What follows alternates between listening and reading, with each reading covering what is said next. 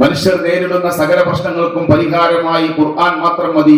ഹദീസുകൾ ഖുർആനുമായി പലപ്പോഴും ഇടയുന്നതിനാൽ സ്വീകാര്യമല്ല, മാത്രമല്ല അവർക്ക് സുരക്ഷിതത്വമില്ല എന്നിങ്ങനെ പിഴച്ച വാദങ്ങൾ ഉന്നയിക്കുന്നവരാണ് ഹദീസ് നിഷേധികളും ഖുർആനിസ്റ്റുകളും.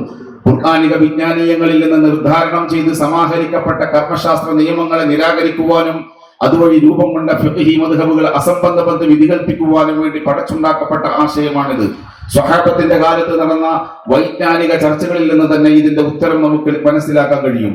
കൈകളിൽ പച്ചകുത്തുന്ന പോലുള്ള തെറ്റായ കാര്യങ്ങൾ ചെയ്യുന്നവരെ തിരുദൂതർ സ്വല്ലല്ലാഹു അലൈഹി വസല്ലമ ശപിച്ചതായി ഇബ്നു മസ്ഊദ് റളിയല്ലാഹു അൻഹുവിൽ നിന്ന് വന്ന ഹദീസുകളെ കുറിച്ച് സംശയമുന്നയിക്കുന്ന ഒരു സ്ത്രീ അദ്ദേഹത്തിന്റെ സദസ്സിൽ വന്ന് ചോദിച്ചു, നിങ്ങൾ ഇപ്രകാരം പറയുന്നതായി കേൾക്കുന്നുവല്ലോ, ഈ രണ്ട് പലകകൾക്കിടയിലുള്ള ഏട് ഞാൻ ഓതിയിട്ടുണ്ട്, ഞാനിതുവരെ നിങ്ങൾ പറയുന്ന പോലെ എന്ന് കണ്ടിട്ടില്ലല്ലോ.